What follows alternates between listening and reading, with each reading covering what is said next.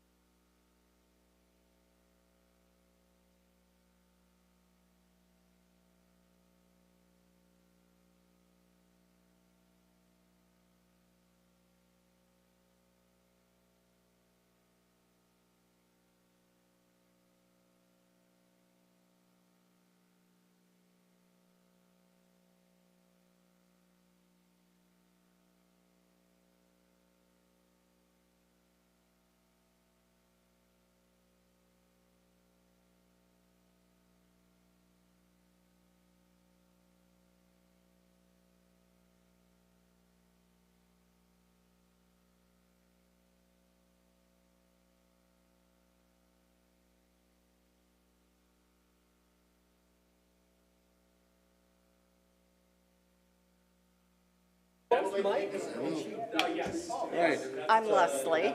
Leslie? I like I am Mike. I for- like Leslie better than Mike. Really? Because I don't like him at all. Well, I guess there'll be some punches being. No, Mike needs to stay where you are. Are you know how to operate this? Well, I just pressed that, right?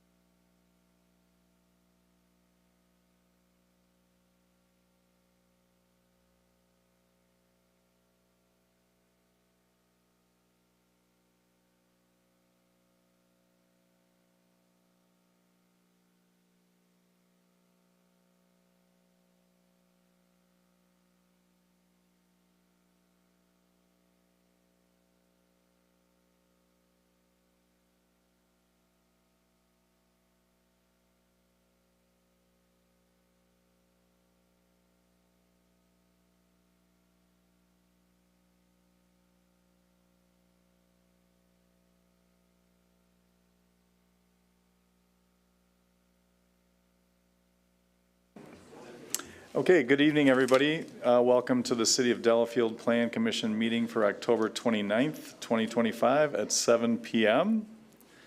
Let's please join me for the Pledge of Allegiance. I pledge allegiance to the flag of the United States of America and to the republic for which it stands, one nation, under God, indivisible, with liberty and justice for all. Great, thank you. Roll call, please. Okay, Mayor Iker. Present. Alderperson Wilkin. Here. Commissioner Cahalan. Here. Commissioner Donovan. Here. Commissioner Kreinke. Here. Commissioner Merrick. Here. Commissioner Schultz. Here. City Planner Amy Barrows. Here. Building Inspector Scott Hussinger. Here. And excused this evening is Commissioner Hausman. All right, thank you. First order of business, we'll welcome Leslie. Thank you for joining us on the Plan Commission. You've got big shoes to fill. Not that you could fill Dan Jahinski's shoes, but thank you for joining us and look forward to your input and participation in the Plan Commission. Next is item 4. I'm looking for discussion and possible action for approval of the minutes from our September 24th meeting. I move to approve the September 24th meeting minutes. I'll second. Any discussion or request for changes? All in favor, say aye. Aye. Opposed, say nay. Abstentions? Okay, minutes are approved. Now I'm looking for any citizens' comments for things that are on the consent agenda items. So this would be for anything on items 6A, B, or C. Anyone wish to speak on any of those items?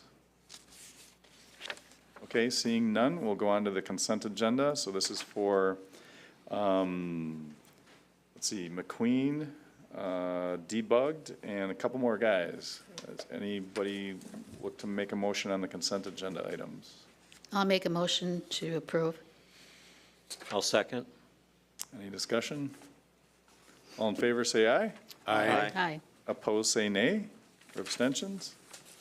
Okay, consent agenda is approved. So if you're here for any of those items for 6A, B, or C, you're welcome to stick around, or you can leave unless you have other business to attend to. Okay, so we're doing the public hearings first, right? Okay. All right, so now we're on to public hearings. Public hearing number 1 is a text amendment suggestion for application for Chapter 52 zoning ordinance. The applicant is the City of Delafield Plan Commission at the request of Bonnie Knopf.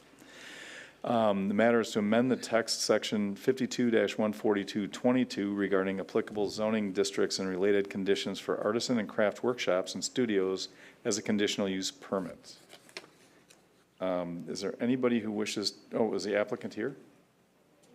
Yeah, would you have him speak or no? Or you want to give an overview? I can give a quick overview in case there's anybody from the public who would like to speak. So last month at the Plan Commission meeting, the Plan Commission did schedule a public hearing to allow an artisan and craft workshop and studio in the A1 agricultural district, subject to certain conditions being met, including the issuance of a conditional use. So that means because it's a conditional use, each site that would come in for any kind of development for an artisan or craft workshop and studio would be required to go through a public hearing process, and all neighbors within 300 feet would be individually notified. Currently, there is a conditional use for these uses. It's just limited to the CBD1, B1, and B1A zoning districts. And so the proposed text amendment, it would apply village-wide. There is an applicant, Bonnie. Citywide? What's that?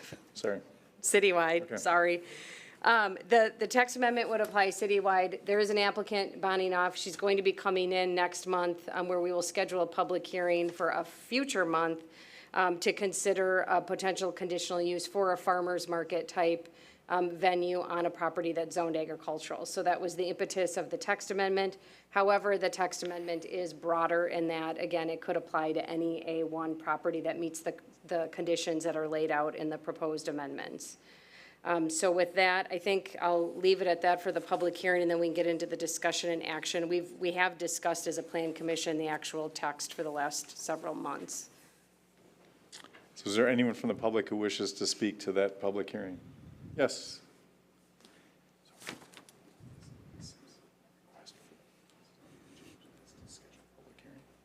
No. Good evening. My name is Mary Daniel. I live at 309 Wisconsin Avenue here in Delafield. As a longtime resident of Delafield, I am personally pleased with the rezoning proposed for the Bill Bar Farms property. There is a long history of the farm, the raising of pigs, horses, and chickens, to the lawn mowing equipment and trailer sales now. Hopefully, a farmer's market for artisan and craft workshops and studios. The land is being preserved as it should be.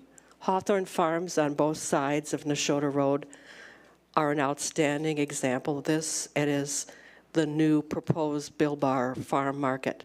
It pays tribute to Bill and Barbara Knopf, who have cared for this land. Thank you.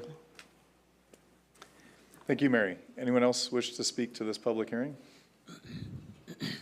Going once, twice? Okay, the public hearing is now closed. With that, I will go to citizens' comments on items other than the consent agenda. So this would be anything that's on the agenda tonight at all, or anything off the agenda. Anyone wish to speak? Yes, please. Just press the bottom horizontal bar when the green light goes on. Name and address, please. Alice Katayama, 1551 Weber Court in Delafield, Heartland. I'm here on my own behalf and also on behalf of Susan McVeigh, who could not be here tonight because she was traveling out of town to visit a friend who is probably dying in New York. So she asked me to be here. She sent an email to each member of the committee. I hope you received those and had time to read them. But I just want to emphasize that she is in favor of approving the fence, provided that that approval is conditioned on the implementation of the proposed planting of 10 large trees, because that's the only solution that will prevent the lights from coming into her house every night in a very intrusive and disruptive way. And this issue of the fence was before the Plan Commission back in July, and the fence per se was not approved. The fence has already been built, but it was not approved because it did not provide the screening that is needed to protect the residential character of her property.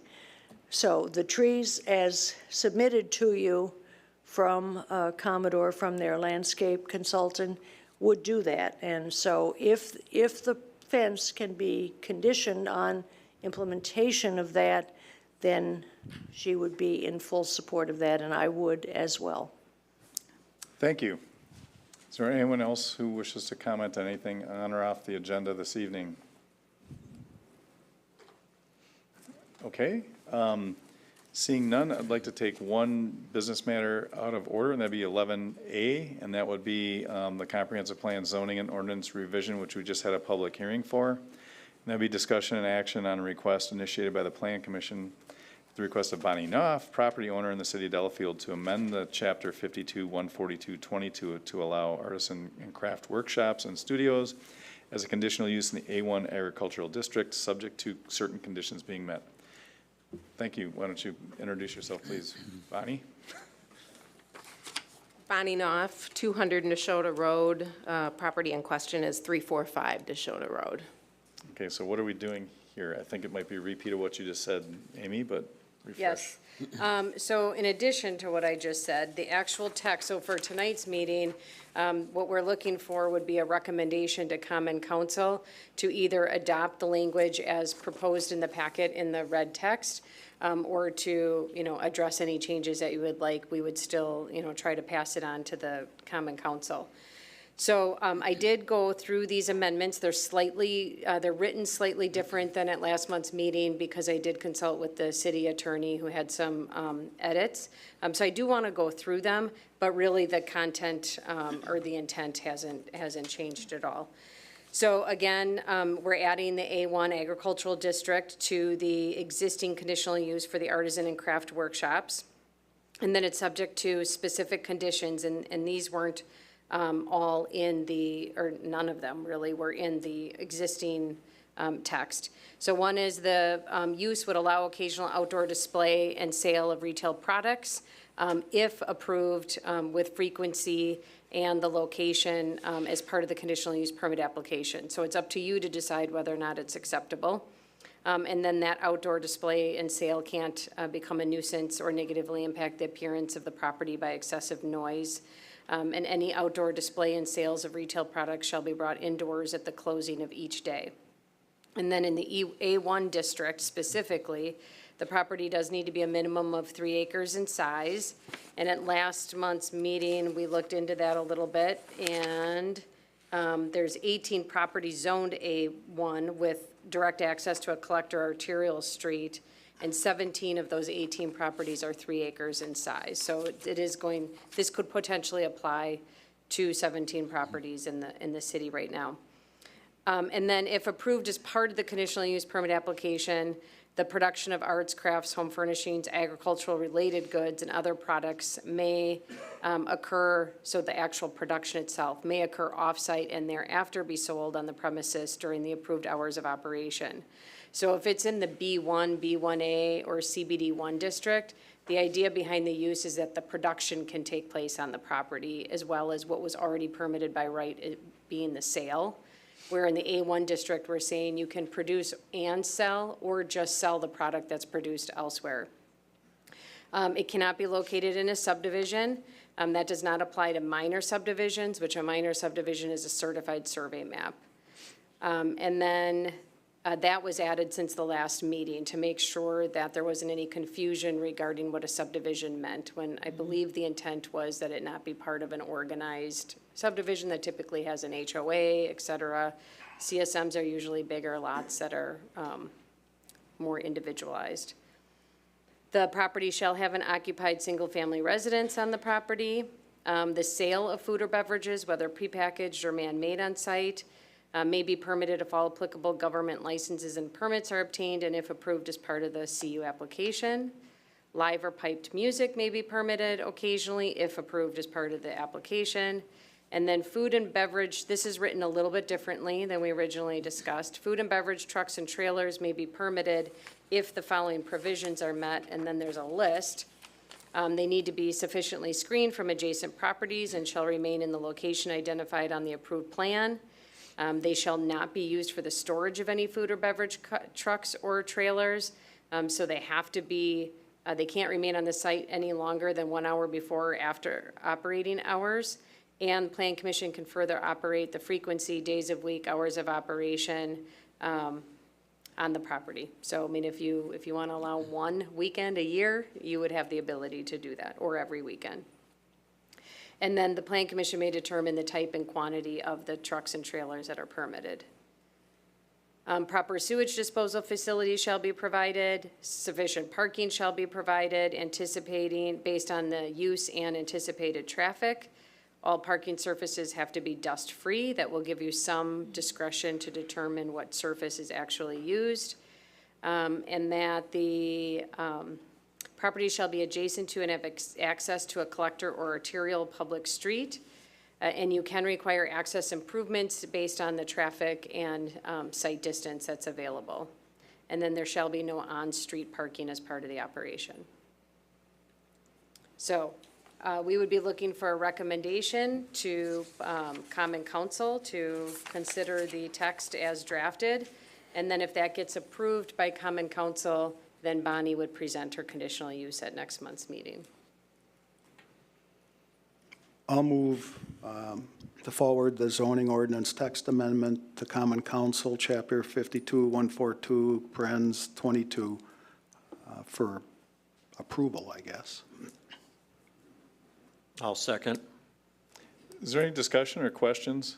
I mean, I'd just add that I think that taking the time we put into this and having a couple revisions and looks has helped tune this to be something that would enable something desirable and at the discretion of the council, discourage or forbid something that wouldn't fit in. And I think it's putting a lot of control in the Plan Commission, which is I think is appropriate for this type of use.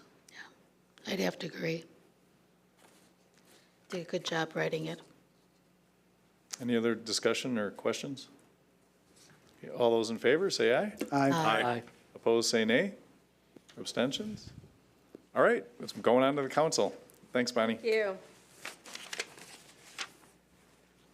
Okay, so getting back in order. Okay. We'll go to item 9, unfinished business. Item 9A, 1807 Nagawicka Road, owner Walker's Point Property, LLC, applicant Peter Damsgaard, requests site plan appearance approval for the construction of a fence along the south lot line, property occupied by the Commodore. So I guess, Amy, you want to give a brief synopsis? Yes. Looks like Keith's got something brewing for us. Okay. All right, so in July, Plan Commission did consider a request for some mechanical screening on the north side of the building, which was approved, and then also for the fencing that it currently exists. It's been there since last year, Keith, I believe. Yes. Yeah, whenever the site was fully developed, the fence was put in at that time. They did not get approval for the fence. The Plan Commission did approve a landscape plan, which included plantings and a drainage swale. But in order to alleviate some of the concerns of the adjacent property 2 doors down, the applicants put in the fence. It's 6 feet tall, and then they also planted 2 deciduous trees on the adjacent property to the south, which is the property between the concerned neighbor and the subject property. The concerned neighbor's property does not have enough green space to put plant trees on her own property. So, again, they are seeking the after-the-fact approval. At last Plan Commission's meeting, there was some concern or request that they continue to work together to come up with some options that might work for preventing the headlights from extending on the property, which might include different fencing type, heights, looking at the sight lines to see where those lights shine in, or vegetation. So my understanding is they have worked with the, not adjoining neighbor, 2 neighbors to the south on some plantings, and that they were unsuccessful. I'd rather the applicant go into that versus me. However, I guess code-wise, so as part of a site plan, you can make decisions to approve site improvements based on certain criteria. And I would say the ones that probably apply the most here are promoting public health, safety, morals, comfort, and general welfare, enhancing the values of property throughout the city, encouraging and promoting acceptability, attractiveness, cohesiveness, and compatibility of new buildings, development, remodeling, and additions, to preserve and protect the appearance and aesthetic quality of the city.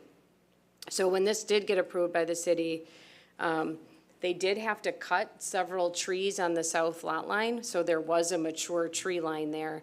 But there were concerns from the neighboring properties to the south that there's poor drainage and that there's adverse drainage that goes onto those properties. So the applicants did request to remove several trees, install a swale on the lot line, and then they did have several evergreens and deciduous trees and shrubs that were planted. And you can see what it looks like today on the image on the screen right now. But you can see that the gray house in the background, grayish bluish house, it's 2 properties to the south. And they have quite a few windows that face this parking lot. And it's not, my understanding is it's not the parking stalls right up against the fence that are the problem. It's the parking stalls about 3 lanes in. There's just enough topography change and slope that the headlights shine up into those upper, the windows that you can see above the fencing. So the code that the city made their decision on when this came in for original approval is section 52-176-5, which requires that any off-street parking area other than that provided for a residence, which abuts or faces a residential district, shall provide a planting screen, landscape fence, or wall at least 4 feet in height along the side abutting or fronting on a resident district. So the applicant did comply with that standard with the plan that was submitted and approved. At this point, we're reacting to the fact that the fence was additionally constructed in addition to the landscaping we approved without approval. So they are looking for approval of the fence, and the neighbor is looking for more. That's the short summary. So what do you have for us, Keith? Sure. Do you wanna So demonstrate? Keith Trafton, West 331, South 565 Aaron Way in the town of Delafield. Good to see everybody again. I'm the CEO of the Barla Restaurants and live in the community. So first of all, I want to say I'm sorry that we're here, not with a complete resolution. We feel bad that the McVeighs are frustrated with where we're at today. I assure you it's not our intent nor any value of having people upset. So we understand that she's frustrated, and we're hoping to find something that's viable for everybody. So as Amy outlined, we installed this fence, but before we installed the fence, we understood that there's water issues at the location where it was previously, and with the opportunity to remodel as we did, we took advantage and created that waterway which bypassed the two properties to the south and did a nice job of deviating into the lake. I think the storm of all storms in August spoke to the great work of whoever the architect and the desire to accomplish that. So that's a win I think we can all put our hats on. In doing that, though, it clearly we had to redevelop the entire landscape of that area because it's a large area. I'm going to show on my very rude map here in a moment. So if I remember the exact timeline, I think there was conversation with the McVeys about how we could understand, and we took away a lot of foliage and probably some buckthorn and growth over the years. I think we put in the next step was put in these deciduous trees. And as Amy pointed out, we did, when we heard more feedback, we did put the fence in out of order. Not our intent to break ordinance, but we did put in because we wanted to be orderly and a good neighbor. And one interesting thing, if you look at that picture that you showed, if we could flash that back up for a moment, what's important in this conversation is two things. Number one, this picture is probably taken on the north end of the parking lot, which I'll get to that in a minute. Not only do we have the length to contend with, the property is pitched towards the lake, obviously for runoff and lake. So you see, not only do you have the issue of length, you have the pitch going down. So it's multiple variables we're trying to resolve in this issue. So if you want to go back to this poorly drawn, not to scale version of the area here. So right here, this is the treatment process we put in. It's got some beautiful plantings, and it works. We've proven it to work effectively. We put in this fence, which is 6 feet tall. I forget the length, to be honest, but it runs basically the property of the McVeigh's property. Then we put in, albeit smaller, arborvitaes, and we put in the deciduous trees. So I think whatever you do, we first want to convey we've been working towards this process. Together, these things cost about $125,000, so it's not as if we're trying to cheat our way out of the process. We're really trying to understand how we can do it. So what's the problem as we see it? Number one is we've got a long distance from, as Amy pointed out, if the car is parked normally, the car headlights into the space, as most people do. Properly pointed out, these closest to the fence work fine because the headlights bounce right into the fence. It works exactly as planned.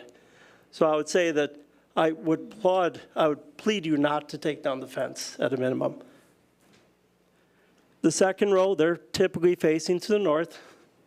And Mrs. Weisgerber is further up towards the lake, so it's not encroaching necessarily into her view of sight when she's in her residence. This area, once again, becomes the opportunity where it's facing towards the McVeighs. And of course, setting further back, and the thing's pitching, there's a opportunity where it might creep over that fence line. We have a nice boulevard in the middle. If you've come, join us. And the next one, again, is even further back. And because of longevity, especially if you have a truck, therein lies the issue we have. So, geez, I wish Susan was here because I don't want to sound defensive. That is not our intent. But I think it's important to understand context. So we have been working with Susan for many, many, many, many, many, many months in a true, honest development. And I had hoped we had been a solution. So we were working back and forth. We worked with a landscape consultant, as previously discussed. We're still kind of, in our opinion, still in the process. So I'm going to hand out these things. Sherry, I'm going to keep one just so I can reference it, and I'll give it to you because I've got 10 copies. Sorry.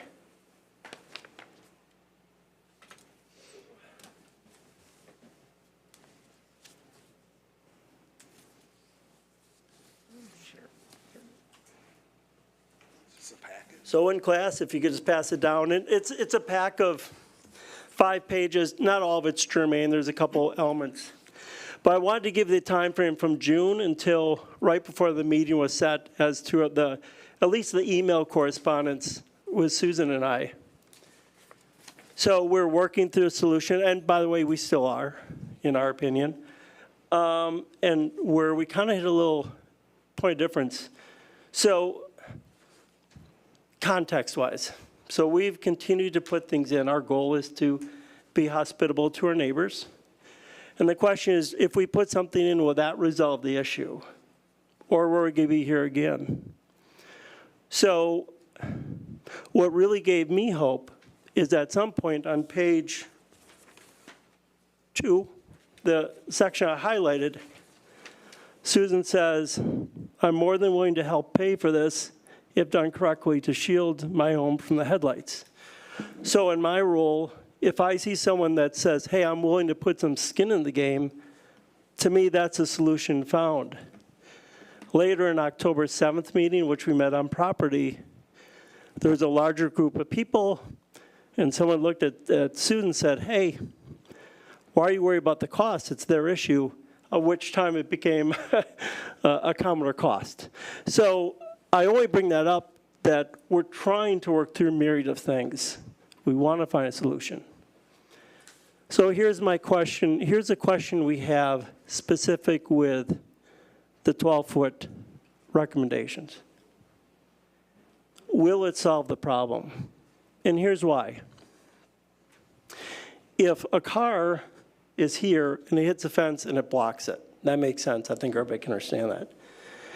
Even if I have a 12-foot, even if we put 12 feet here, which by the way is alternating with the ones we have, I don't believe that it's going to completely block these lights. I think it's like if you're standing right next to a person, I'm 6 feet tall. If I'm standing right next to him, I can't see past him. If I go back 6 feet, I can start seeing a little bit more. If I'm a block down, I can see over him. My concern is we're going to have the same issue and spend some $26,000 on some trees. So I don't know if we've really, unfortunately, solved it. So our opinion, we're still working on it. I wish, I cannot tell you how much I wish we could have this solved. I don't think we have that solution yet. Here's what I've told our team and what we've instructed our team, and while we're not perfect, we'll work on it. In the areas that are boxed, what I've told our team is during the slower season, which is now through April, the first spots our team members park are going to be these spots and these spots because they're the last one to go out. And these are roughly the space that would block her windows. So if they get their last ones in the car, no one else is going to be in that spot during hours. They're going to pull out. They're going to pull out to the north, which fortunately Mrs. Weisgerber's passed, so it's not interference on north, and they're going to pull it. It's not a perfect solution, but it's work towards a solution. I personally believe the correct answer, it's not my property, and Susan's done this a little bit, I'd put them right here. Because if I'm close to if I'm on a standard window, and an average window, the house is lifted off the property a few inches, right, because you have the look into the basement. And the average window starts at 3 feet, and I'm an average person of 6 feet tall on average, and I don't know what height they are, but I'm guessing that's about average. I really simply need to have foliage that covers 3 feet, and then I have no visibility wherever I go. It's not my place to tell Mrs. McVeigh where to put foliage or not foliage. I'm not here to tell Susan anything. We're here to find a solution. So, long-winded, our goal is to continue to find ways to work with the McVeighs. Our request is not to tear down this fence, because it'll just exacerbate the issue.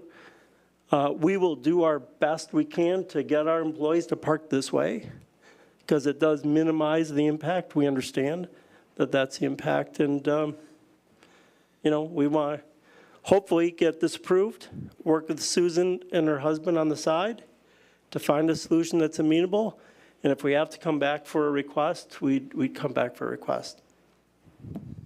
Peter, I have a observation and Yeah. a suggestion and a question. The observation is I think you've done a good job to try to remediate this difficulty, and I think that's pretty obvious. I also believe that the solution, let's say it's arborvitae's, which I think is a good one, where they go, I don't know, cost should be covered by the other party. And it's not because of the commitment she made, it's because, in my view, when they built their house, this building was there, was a restaurant, and they still bought that property and built the house.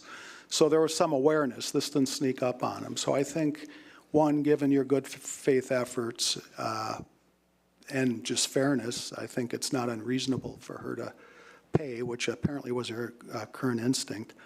And then the question is, the angles you're talking about. If I understood you, you think right now the arborvitae's should go on the north side of the fence. Well, there's two options, really. Thank you for asking it. So here's this fence here. We cannot build too much more. We could put some product here, but you don't want to get too close to the water system because then it fuddles that whole thing up and we're back to square one. There's no opportunity really, if she wanted to put it between here, the fence, and the road, because this is like utility highway. There's like 8 billion utility lines going down there. So that's not optional. So if, again, I'm not counting her world, but if I would do it, and she's got some actually there right now, I personally would plant it there. But again, I think I swear to God, I stare at this every time I go there, and I go there a lot. I ask myself, what is the optimal solution? My instinct tells me that would solve the issue. It'd be beautiful because it has some foliage versus a big wood fence. But again, it's not my property. It's not my place to say. Yeah, and the other question I have is, if you plant the arborvitae's where, when you initially plant them, you still have that angle issue.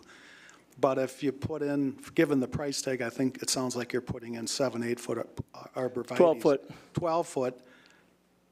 I'm not an arborist, but they could answer this question. My personal experience is in 3 to 4 or 5 years, they're going to be 16, 17 feet, and it may solve the problem. So the current arborvitae that are in there are roughly, we'll call it 7 feet, but it's a triangle, right? So they said roughly 2 to 3 years it would achieve the goal of the existing ones today. Yep. But in fairness, I mean, that if it's frustrating you, that is a long haul, right? Yep. So we appreciate that perspective. And then final question, if she would agree to put the arborvitae's where you're suggesting, would you still be willing to participate in the cost? I'd have to verify. I mean, I'm speaking on behalf of people, but I've been consistent in my vantage point. As long as it's reasonable, I don't think I'd change that perspective. Okay.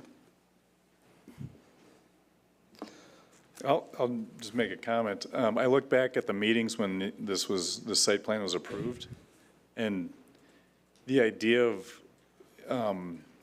how light would, we looked at the photometrics, light trespass. The initial parking lot had something 20-plus foot tall parking lot lights.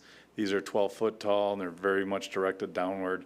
As far as light trespass and that versus what was there prior, this is an improvement.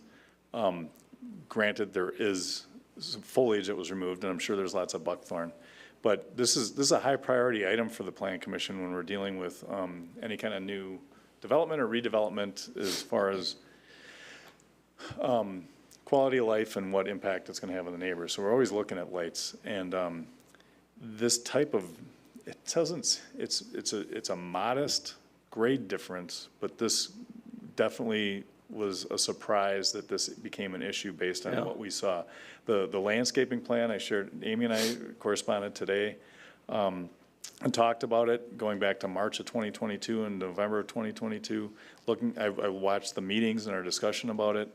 The landscaping plan was robust. 120-some trees were planted on the property. You look at the line down on the south end of the parking lot. They put in what they said they'd put in. Now granted, some of these are ground cover, but there is the arborvitaes there. Yeah, right, it's frustrating, and it's, you know, you're 4 years out from satisfaction. But in just being there a week ago Sunday, I purposely parked there, sorry Susan, but I've got a Hyundai Santa Fe, if anyone knows what that is. The lights were hitting the top beam on the fence. I mean, they were just barely eking over. So it would take like an F-150 or something to really And a lot of people do light drive, someone up. yeah, they drive trucks and And these big, minivans and that. Escalade and all these other popular vehicles.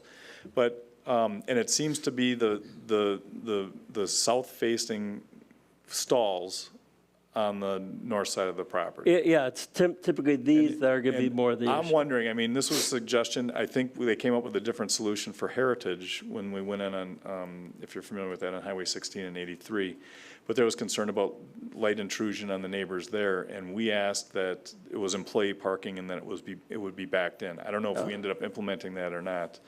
But I know that you've got your members only, or whatever, your club parking. Yeah, but those are far enough where it wouldn't be. I know, but I'm saying to the east of those, so you've got signage there already for specifying a particular Yeah, type of parking. yeah.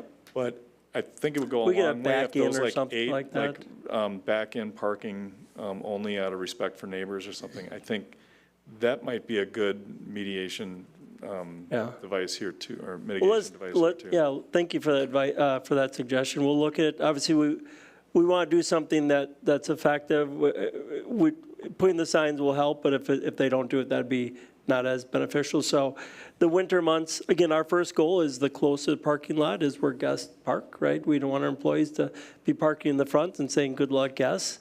So, but we do think in particular, you know, November 2nd is coming up, turn back your clocks.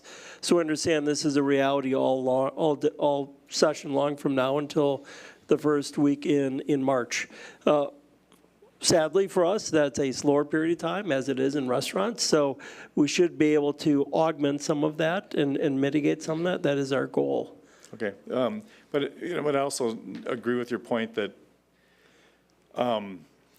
the putting in a 6-foot fence along that line was something that you did out of concern and to try to cut this off at the pass, and that not having this as an improvement, I think, goes to the detriment of progress. And I think it'd be in our best interest to approve the fence and work with you and the neighbors to see a solution in the, you know, however you can work together. Because it's been obvious, it's frustrating for us too, because this is a highly scrutinized development. Yep. And everyone did everything we're supposed to. Amy pointed out the fact that, you know, a 4-foot screening is what's required. You've got a 6-foot screening in there. And it's not effective enough for the satisfaction of everybody, but it's the best first thing we've got in place, and I don't see any reason to say it shouldn't be approved, but. Yeah, Tim, I just wanted to piggyback after your idea. It just occurred to me, where you have that walkway, is it possible you could put a 4-foot fence up along those 10 car sites? Right there, just as far as close to the curb as you could, or some other screening?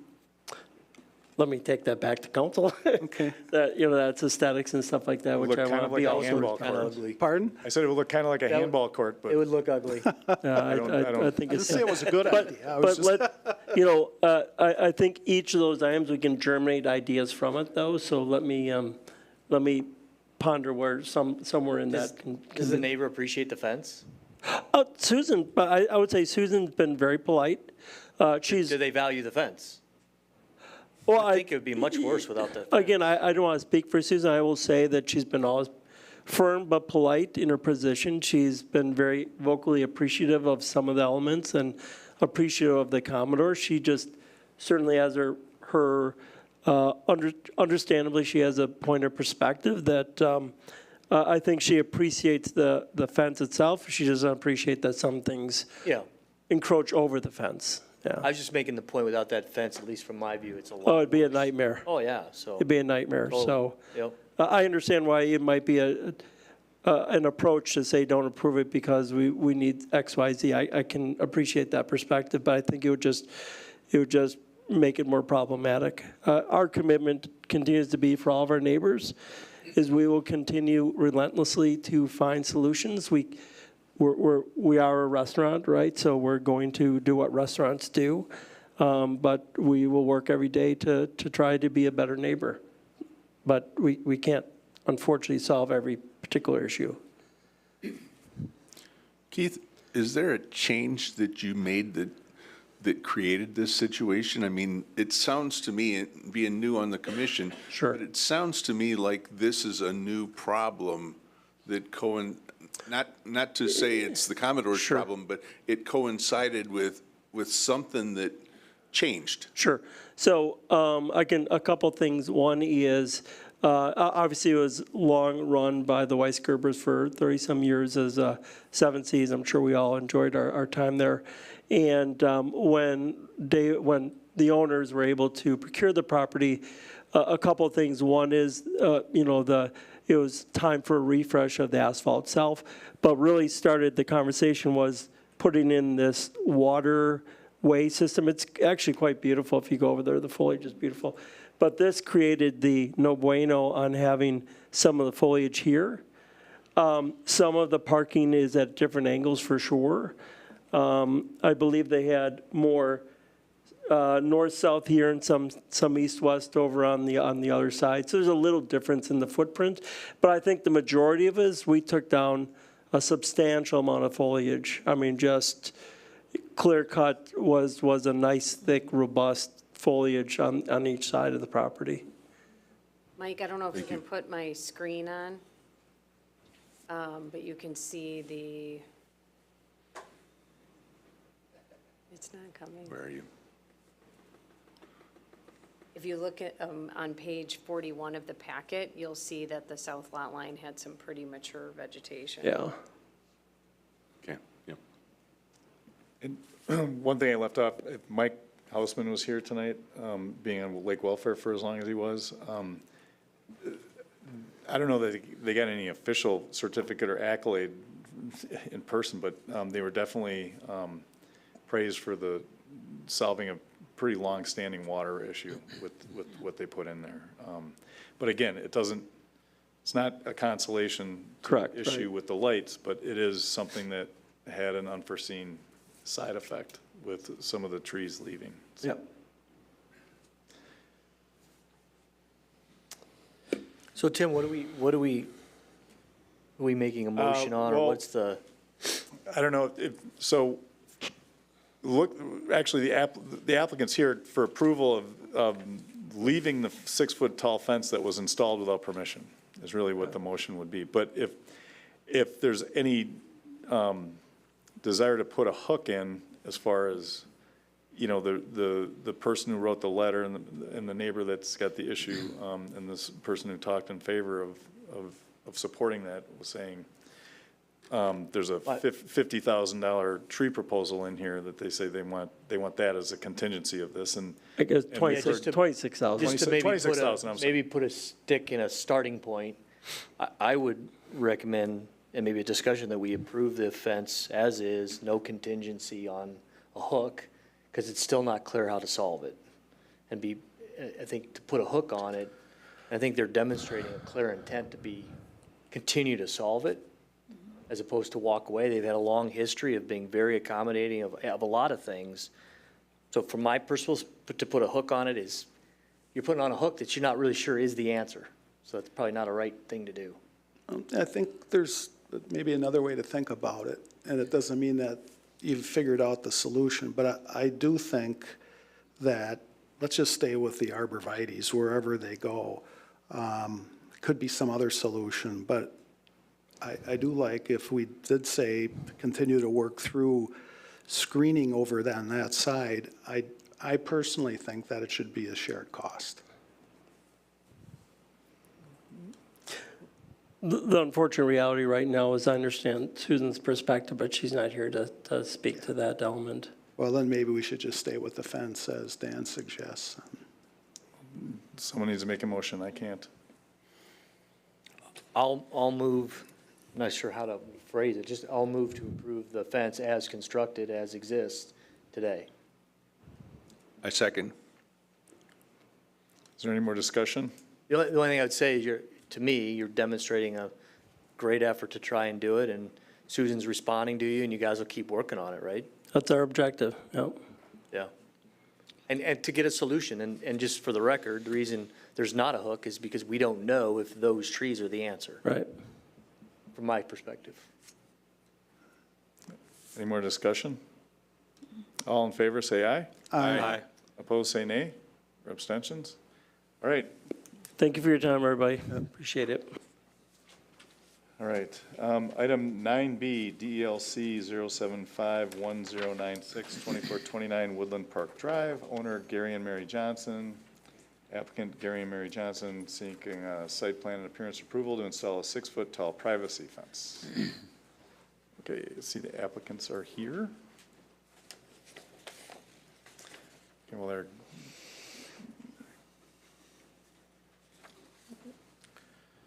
why don't you introduce yourselves, please, name and address, and then Amy will give us a brief overview. Mary Johnson, 2429 Woodland Park Drive. Gary Johnson, same address. Thank you. Okay, so, Mike, if you can put this, okay, good, we've got the screen. You can see the property here. In August, the applicant came in, they proposed a 6-foot tall fence. It was 60 feet long, a privacy fence, 6 inches from the lot line. Plan Commission did postpone that action until the walls of the adjacent home were installed or constructed, so that we could, the applicants could determine the impacts on views, and hopefully try to break up the fence a little bit and add some landscaping to reduce the area of that fence. So I know Leslie's new this month, so a matter of background, the adjacent property to the north recently received approvals to construct a new home. And the setbacks for that home by right are 8 feet from the lot line. The applicant's home is relatively close to the lot line, so the applicant's concern is that their views are impacted because of the construction. The applicant also constructed a newer patio area in the back of the property, which is also the backyard of the neighbor's property. They did submit some very nice pictures if you looked through the packet to help you get a perspective of what this looks like. And we can look here, I'm gonna go to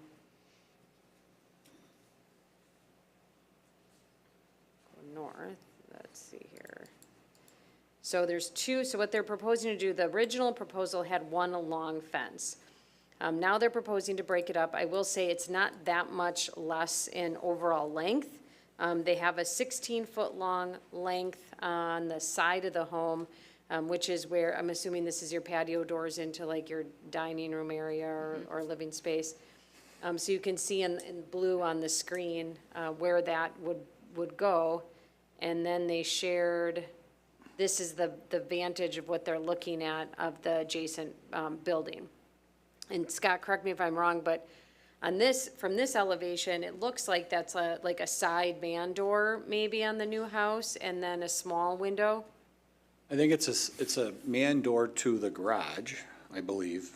Yes. And then when I was out there today, I thought I saw just 2 windows on that south elevation, one being smaller and elevated, and the other being more full-size and not as elevated. And is that vantage point looking out the sliding patio doors? Yeah, where they Is that what that want is? Okay. the 16-foot Yep. length. So I'm sharing these pictures. It doesn't appear that there would be a that the neighbors would be utilizing or looking out that side of the home very often. So just keep that in mind. So that's 16 feet in length. The applicants are also proposing that length to be 8 feet in height for a fence instead of the original meeting, they were proposing 6 feet in height.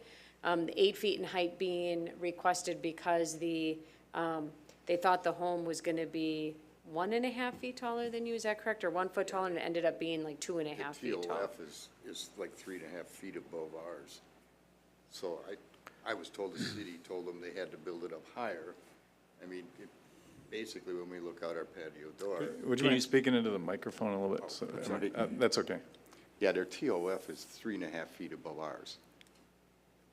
When we look out our patio door, they can look in from their bedroom windows, bathroom windows, garage door.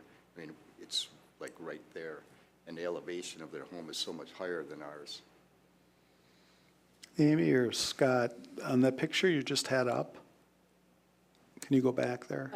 The one with the wall up?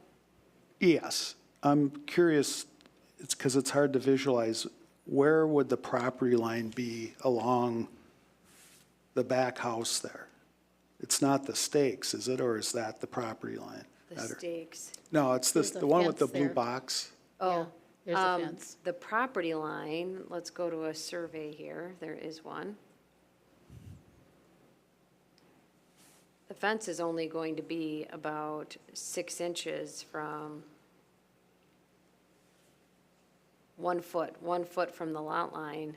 But on this previous picture, could, maybe with your power pencil, 6 feet from the house, to see how, 6 feet from the house? yes. Okay, so that means where that gravel is about? Yeah, on the other side of, they have a sidewalk, probably right on the Okay. other side of the sidewalk. Okay, is the lot line, okay. So there's some shrubbery there that's probably gonna have to go. Because one of the alternative thoughts I had was, again, trees, which was more in the spirit of the city code, but you would really have no place to put them. No. Well, that was one comment, was requesting that they talk to the owners, because the owners do intend on implementing their own landscaping. And they have 8 feet to work with. I don't know about that lot line, there is a swale, so they might have very limited opportunity there. But we'll get to the other section, I do believe they plan on their own landscaping. But there is a swale on this lot line to prevent adverse drainage. Have they talked to their new neighbor? Have you talked? I have, but I don't know if the applicants have. Not recently. I think just originally, when they mentioned the fence, the neighbors too would prefer landscaping over fencing, but. Yeah. Is this a two-story house or a one-story that they're building? Is it 2-story, Scott? No. It looks two-story, but it's one. Currently now, the roof is on, and it's like dwarfs our home.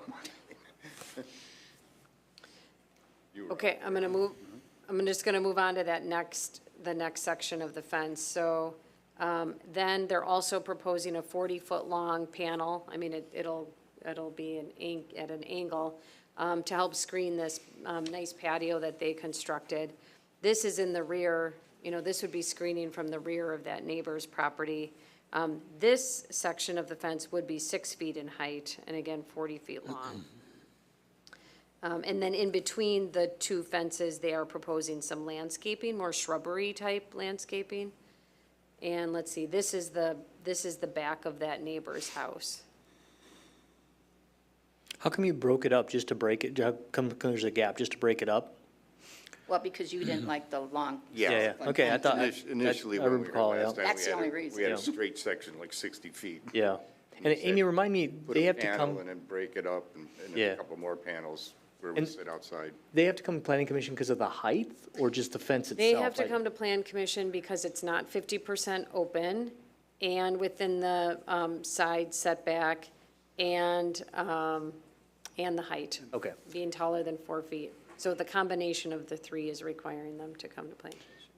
So a question, why aren't you going 50% open? Because if you're looking straight on the fence, We are more than willing to do a shadow box fence, which is, if you're looking straight on, you can't see through it. If Right. you're looking on an angle, you can. right? I mean, we'd be more than happy to put in a shadow box The- versus a solid panel privacy. The one bigger concern I have is the 8-foot section. That's a huge fence, Yeah. height-wise. And, you know, it's obviously way above what code is allowing even, you know, for that. So I mean, I just don't think it's gonna look good, you know? And you've got this huge fence sitting up there.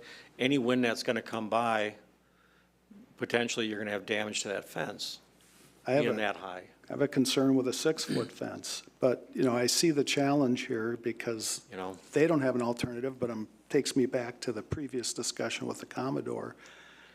If the neighbors were willing to put in arborvitae's there, it'd solve your problem, it wouldn't cost you any money, and they would rather do perhaps that than have a 6-foot fence, which is problematic with the spirit and letter of the city code. I'll throw something else out. That is, just looking at the dining, the view out the dining, it's like you're dining at table. A substantial privacy panel there to me with what little geography they have to work with, how close you are to the lot line and how close the neighbors are. That seems to make sense to me.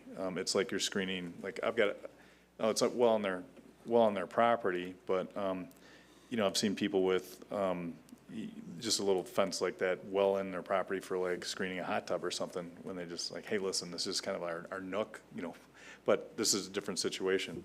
But I see nothing but opportunity in the rear part for that really long fence. I mean, frankly, some of these fast-growing deer-resistant arborvitaes will get up to 8, 9, 10 feet tall and fill that in for the cost of a fence. And it's working with your neighbors to like maybe alternate them.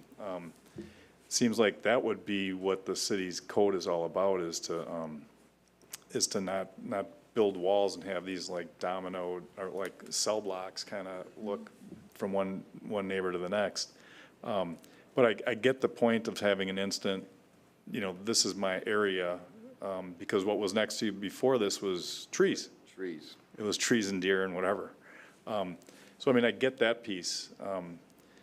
But it's just that length around the back. I think getting foliage back in there and getting plantings is a solution, and working in you know, hand in glove with your neighbor on their landscaping plan.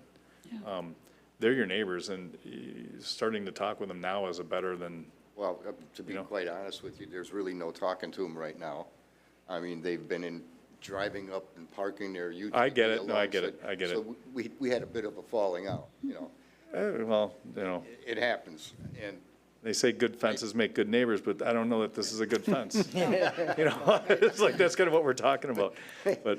So, Tim, are you suggesting, it makes sense if you are, but maybe you're not, that a 6-foot screen where their patio doors are might make sense, and you could argue that this is a very unique situation, and then the rest of it landscaping?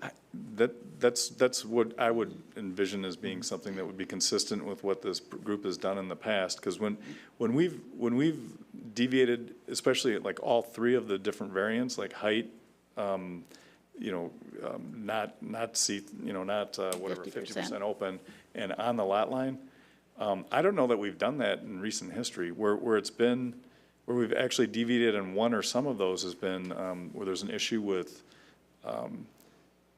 A safety issue with dogs that were able to scamper over a chain link fence, and they just wanted a higher fence. And these were some German shepherds with kids next door, and the other one was with some real egregious behavior that was next door to somebody along an area that was actually putting a fence between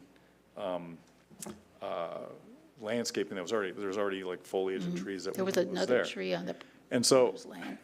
I think, but frankly, I think given the right time, and, you know, I'm not in charge of all this, I'm just giving my opinion, trying to relate some history. Saying right on the lot line, over 4 feet tall, completely, you know, and that's not 50% open. I can't remember the last time we've done that. When it was asked for the last 2 times, it's been denied. So.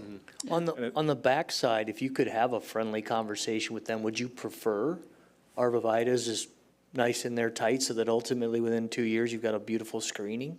Yeah, but you got 2 years, that's number one. Yeah. Number two, you have no guarantee that your neighbor's gonna put up what you would like. You have you can say, landscaping person's gonna do blah, blah, blah, but you have no guarantee your neighbor's gonna do that. Yeah, that's why I asked the question, if you had a friendly conversation, I know you don't today, No, I understand that. but if you did, would that be more natural to you and more feeling like you're out in the outdoors as opposed? Feeling like we had it like 1 year ago? And you're not gonna be Yeah. able to replace that, right? No, Yeah. that's for sure. Yeah, I guess what we're looking for is to have, when you approved his building, his house, you took away, and I don't mean to say you, but you did, you took away what we had, our forestry-like setting. And Just a reminder, you know, when we first moved in here yeah, just, 33 years ago. and we brought that up the last time. Yeah, before we purchased our house, we were concerned about left and, north and south of us. And we were told, the lot on the south of us was already zoned unbuildable, and the lot on the north of us, something the size of a 2-3-car garage would be the maximum it could be built. Here we are, they subdivided their land, I get that. I didn't buy this house, we bought the house because the deeded access for the lake and the beautiful landscaping behind us, no one could, we had our privacy in the back, privacy on the south side, and it's gone. yeah. I mean, people that buy their home on a lake, small lots, when you buy it, you know what you're buying. You know that you're on top of each other. We understand that we didn't get in that situation, and now we are in that situation. It's like living in a city, where you can reach out and touch your neighbor. And the house dwarfs the size of our home. I mean, Well, if you came I out would there, say, you'd see our it. property value is going to drop substantially. If someone drives by, if we were to put it up for sale, they'll look at it like, oh my God, look at this dinky little thing now. We have a beautiful backyard. We spend a lot of time out there. We're just looking, a panel by the patio doors in some form of an L shape back where our patio is now, where we sit, because we removed everything we had alongside of the house in contemplation of this house going up, and dropped tens of thousands of dollars moving everything in the backyard based on their previous home being built, which they changed it, and now they're back further, closer, Yeah. and it's like, oh, man. I think what I'm sensing is that patio, like Tim just talked about, absolutely, I think you can get it right away, like you gotta do something there, right? Yeah. That seems, Yeah. I don't wanna exactly. speak for people, but I just get the vibe that that's like a no-brainer. Right. And So in the then you go back, if back we to could that just back put and a you think, couple gosh, how can you use landscape to really keep that feeling of the outdoors and not, We have areas in the back there where we can do our own planting, Uh-huh. yes. But we were kind of looking on the corner there, no. okay, There's nothing we could plant. So if we could at least put couple panels up in the corner. Like yeah. Where the lot, and then plant further back, we'd be happy with that. yeah, instead of going, you mean all the way to where the tree? Right. Yeah. right. But then again, as I said to Gary, I said, say we want to plant a 10-foot arborvitae or whatever, how are you even going to get a truck back there? Yeah, We have no space. Yeah, And you'd have to say, hey, neighbor, are you going to do that? Again, no guarantee that he's going to do that. right. It's, yeah. But you do have on your property on that long stretch, if you were willing to wait 2 or 3 years for stuff to grow a little bit, I get you. But if you would have some ability to put your own stuff in if you wanted to? On Yeah. the corner? No, not on the corner. No, he's saying, where we were going to put the 24th. I think, Mike, can you put on the screen? 24-foot section plan. Are you talking about this Yeah, right area, there. Dan? Yeah. Yeah. I was repeating what I hear you. Right. Right out of my dinette, I gotta have a block. And then you're saying on the corner there, if I could put a Just a little bit. panel on each side. Yeah. Like if- And then you have landscape Right in Yeah. between. Corner, and then we could, You feel like that might be Sure. an answer. that would be, That would it'd be, if you're going to not approve the other one, then we got no choice. I'm just asking, just to Yeah. understand what you, Yeah. because We you're would be right. willing to do It's that. not what you signed up for 30 No. years ago, but we're here where we are, and how do we get to a finish line that works, right? Right. And there's no reason from a property size perspective, you couldn't, if you chose, to put arborvitae, we'll use that, along that whole back side, correct? Not in the beginning of the corner. It would have to be maybe 8 feet from there. Because of There's no room. the property to where the yellow box is not yours? Yeah, With the yellow, the blue line, yep, is the, it starts from there, you can see that orange spot right there. And right there is part of the patio that goes towards our house. right. I'd have to remove that whole section. No, I wasn't talking on that panel. I was with Dan on the long stretch. Long. What, because it looks like Yeah, that I can plant. you could Yeah, plant that's what he that. said. Right, Yeah. okay. Less 8 feet. What he's saying is a panel at the intersection, right? Correct. A panel there and a panel here. Both directions. Both directions Right. is what he's Right. saying. Yeah, and I think you can get a 6-foot, 7-foot arborvitae back there. Yeah. With a skid loader. I mean, and I'd like to think that the neighbor, if they think you're improving your property, might allow you to go a tire on their property. But anyway, I like that idea. I don't, given the uniqueness of the property. That's a nice way to. What are the panel widths? Do you know what they're proposing a composite gray material? They're either 6 foot by 8 foot or 6 foot by 6 foot.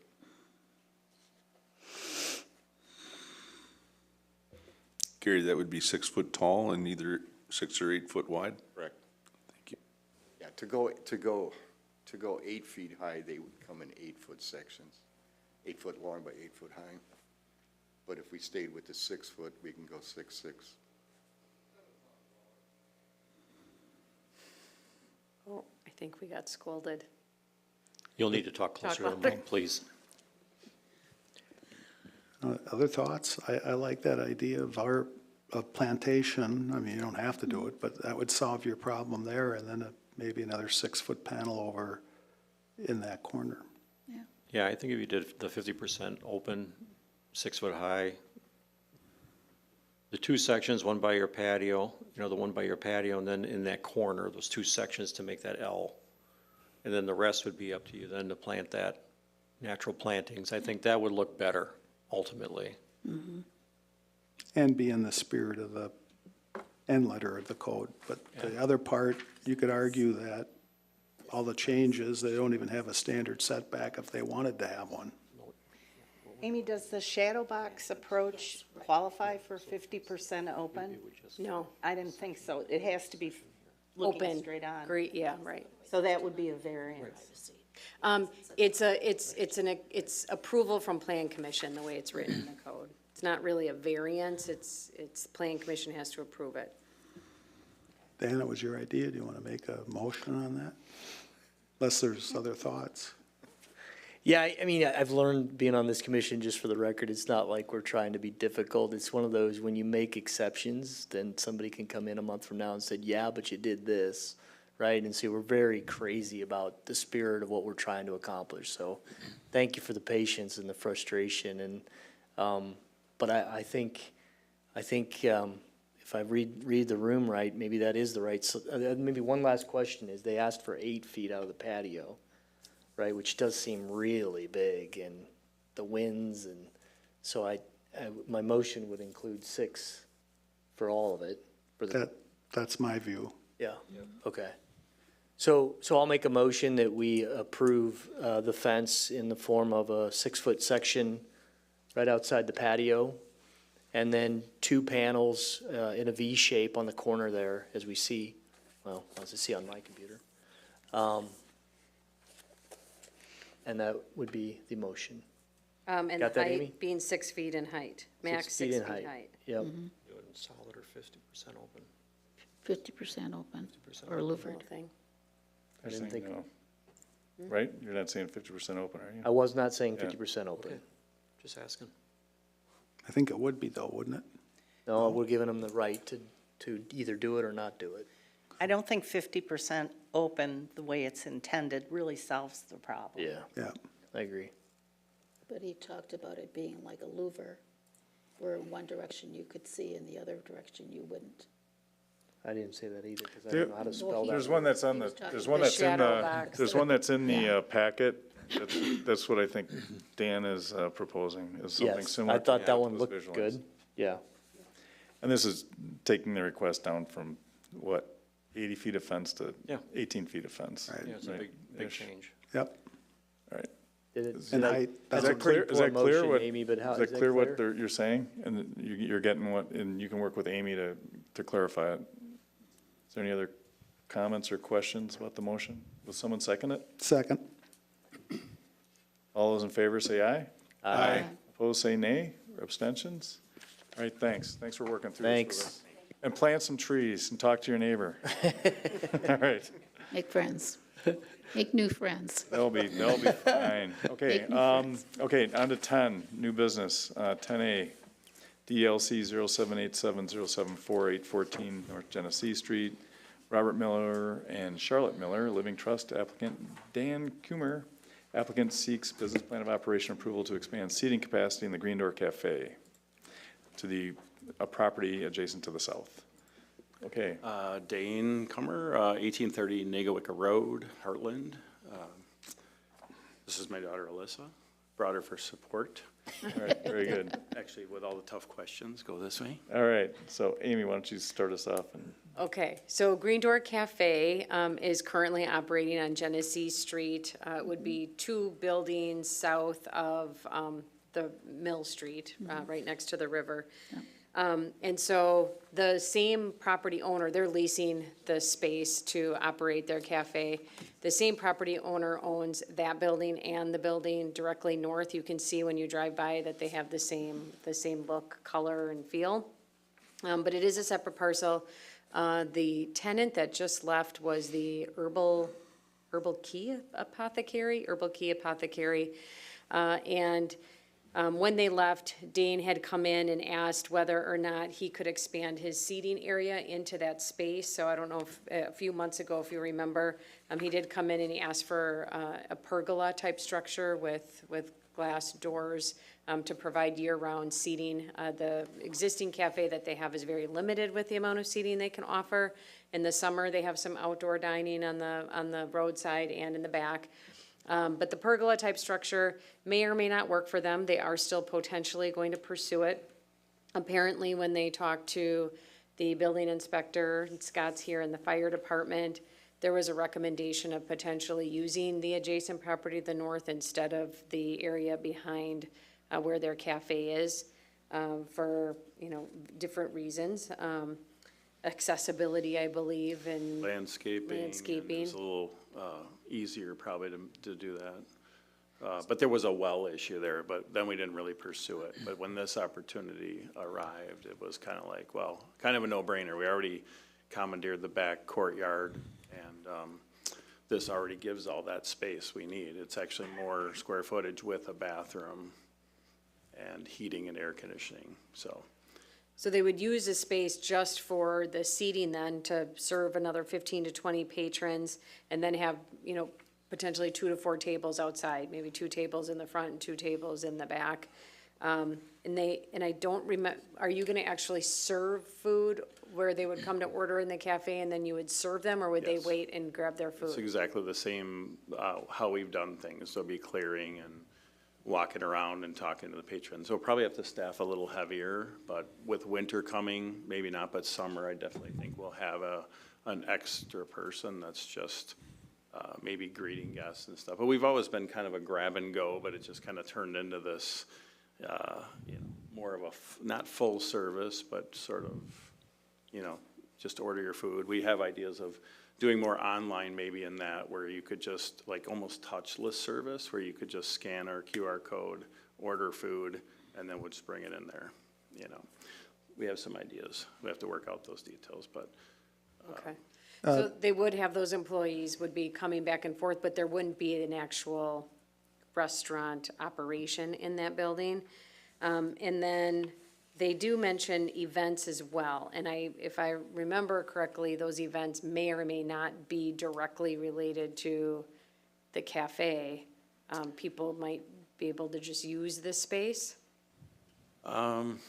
I think most of it would be like, you know, we get people that want like book clubs or, you know, like maybe little baby showers and stuff, but I think we want to be kind of on the end of the food aspect of that. I don't know if we would like possibly just rent it and then we'd still monitor it. Like we would have to go open it, clean it, whatever. There's been kind of a demand. We've gotten people that want that seating kind of thing, especially in the summer with courtyard. I mean, we do a lot of catering now where now we just provide, we could put the food inside and then, you know, they could use the whole courtyard, but we'd be there, you know, to take care of that. We would never want like outside vendors coming there or anything. It'd be like us to do it. Amy, is this the concern that you mentioned or intent of CB1 district? Well, my comment is just what I would like Plan Commission to do. It just wasn't a no-brainer for me. I don't know that it's wrong, or that it's not permitted.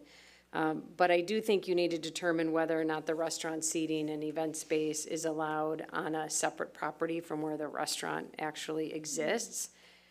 This is an interesting property in that the buildings they almost act as a single property, but they're not. And I guess there's the potential that they could be sold separately. My concern would be if you do approve this use, that it be subject to the Green Door Cafe being an existing operation on the adjacent property, so they don't somehow give up their restaurant and then still somehow cater to this site that doesn't actually have the operation on it. So that would be one comment I have.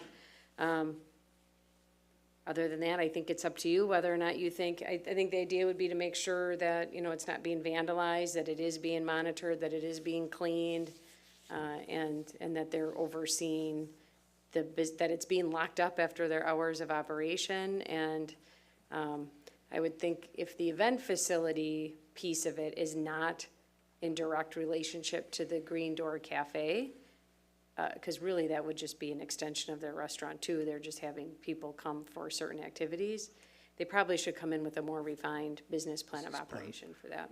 And what's the ownership structure? I was a little confused on that. So Charlotte and, is it Bill? Charlotte and Robert Miller. Robert. Charlotte and Robert own both properties, and they lease out all of the spaces. They also have a rental. It's also they rent like Airbnb. Three. There's three. There's Three one above apartments. each unit, and then the middle one is a small unit. So there's 5 rentals in those Two buildings. 2 buildings. Well, I like the idea of requiring an additional business plan of operation to deal with some of the concerns that you've raised and any others that we can think of. But other than that, I don't personally see an objection to it. You know, and linking the business plan to the existence of the green door, I think is critical, so that doesn't get untenable. And I'm not sure that it would necessarily be mandatory, but I'd suggest you may want to sync up the leases so that you're not on the hook for one lease versus the other. If one, Well, that's already being. I mean, I can't, that's more of a business thing, but I think that would make sense, and give you some more comfort in knowing that those are on the same page. But it is interesting though. I mean, and one other thing, so like in this zoning, there's not a parking requirement, so this isn't like they're expanding their space and have to account for parking because CBD1 doesn't require that. Is that right? Right, there would be no parking for any of these operations. Right. It seems straightforward if we just link it to the existing business, right? Yeah, and then I would also, so I have on here, if you approve it, approve the business plan of operation subject to the business plan of operation, well, hold on, approval subject to the business plan of operation being Tongue twister. The business plan of operation approval is subject to the Green Door Cafe continuing to actively operate on the adjacent property. And updated business plan of operation is required prior to operating the event space and prior to any application for the pergola-type structure or future business operations on this property. So what I didn't get to is, in the future, they may consider a bakery or some kind of sales out of the building. At that time, they should come back in. You just, basically, you're saying amend the business plan of Well, operation. I think at that You're time, asking for a business plan of operation right now. Oh, okay. But I think it should be limited to the seating for Green Door Cafe and should be subject to the Green Door Cafe continuing to actively operate on the adjacent property, and all other uses require an updated business plan of operation. Makes sense. I'm not sure I could repeat that. You should make motions more often, Amy. Well, usually I have it built in here, but a couple of these I left up to you. Well, let me give it a shot, and you can help me change it or improve it. Move approval of the request of, or approval of the, Green Door, what is it? Green Door Cafe. Green Door Cafe request, subject to, I'm going to use my words, modifying the business plan of operation to incorporate and integrate the two properties. And that the Green Door Cafe shall continue to operate on the adjacent property. Yes. And any other uses, including the event space and pergola, and any other operations require an amended business plan of operation. Yes. Nice motion, Scott. Thank you. You have I that? second it. Or We the all right repeat person has that. it documented. Any more discussion? I have a question. Does the, Oh, put on your mic. Tap your. sorry, I have a question. Does the business plan of operation include the existing premises? Because I could come in and operate any business in your current location and call it the Green Door Cafe. Are they tied together in that way? Yes, I can make sure when I write the certificate of compliance that it's his existing business plan of operation. Okay. And I should also say, like, the details of number of employees, hours of operation, everything matches that site too. Okay, thanks. All right, all good? All right, all those in favor say aye. Aye. Opposed, say nay. Abstentions? All right, good luck. So I just want to be clear, like, no event space, or that I have to modify that to you? That it, like, if it's part of your restaurant and you're serving a group of 20 people that are coming to your restaurant to eat and they happen to be having a baby shower, I think that's fine, like a restaurant. Okay. But if you're renting it out for somebody to use, then that would require a separate approval. Okay. If it's like for bachelor parties or something on Saturday nights and whatever, you know, it's off the chart from what you currently, you get it? All right. All right. One other point, I did get your message about the signage. Yes. And I apologize. It was an oversight, but it'll be taken care of. Okay, November. Apologies on record. Very good. All right. Good luck. Item 10B, DELC 0804988001, 3250 Hillside Drive, B&G Realty. Applicant Ryan Butler, applicant seeks feedback on a conceptual project presentation for the development of a veterinary urgent care facility. All right, why don't you introduce yourselves, please? Name and address. Absolutely. My name is Peter Ogorick, architect with Perspective Design, 11525 West North Avenue, Wauwatosa, Wisconsin.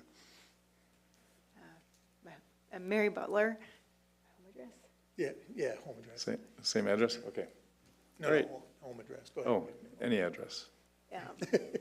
At 3640 High Drive, East Troy, Wisconsin. Okay. Okay, so this property, you can see it on the screen, is just east of the existing Marcus Theater on Hillside Drive. The property is part of an existing planned development conditional use permit with several other properties. I did include the conditional use and the map that shows the properties. It's not the best map in the world, but it's in there. And so as part of that conditional use, the general development plan, so plan unit developments get approved in two stages. One is the general development plan when the initial development is approved. And at that time, like, they relocated part of the road and they put in a regional stormwater facility and did a whole bunch of stuff. The three conditions that would still apply to developments that are taking place, today, would include that the architectural design, materials, and colors of the buildings need to be coordinated, that the signs also be coordinated. I don't know, if you look at all of the other properties that are in this PUD, there may have been a little bit of a shift in coordinated signage. And also that there's certain site plan statistics that have to be met that include impervious surface, green space, building size. A couple of years ago, if you remember, a salon was gonna come in, Avery and Birch, Yep. and when they did, we did some research, and it was determined that they exceeded those conditional use limits and that they would have to go in and get approval from all of the other owners to amend the conditional use or terminate the conditional use or change these percentages. Well, we've done the math, and we've done the math over with this project, and it appears they do meet it. So we do need, like, with the final plan set, we'll need confirmation that they meet all the requirements. So I don't believe they're going to need to amend that general development plan. It appears that Home Depot, in past approvals of certain sites, and a couple of years ago that there was a thought that Home Depot was included. SEH provided a map based on the written legal description in the CU, and it's not part of the plan development. So that changes the calculations by quite a bit. So hopefully, they meet the requirements, and if they do, then they only need to go to that phase 2 of the conditional use, which is a specific implementation plan for the specific site. So specific implementation plans do have to be approved by Plan Commission and Council, but there is not a public hearing or approval from all of the lot owners. So anyway, assuming we move forward with the SIP, the applicants are proposing, let me just go to a site plan here. Okay, so they're proposing to develop this site as an urgent care veterinary facility. And you can see in there's quite a few offices and exam rooms, et cetera, in a space at 7,204 square feet. It would be a one-story building. They're primarily going to take care of cats and dogs and some other small animals. There will be no cremation on site. That was mentioned at a staff meeting. They will have 37 parking stalls where only 29 are required for this type of use, so they meet the parking. They're also going to use the existing accesses, one off of the Marcus parking lot to the west, and then the access that goes to the apartments to the south of the site. So there won't be any new additional accesses off of Hillside Drive. The access to the east already has an easement. The access to the west, they'll need to get an easement. So we'll need to make sure we're reviewing both of those easement documents to ensure that both properties have certain rights. And then they are proposing in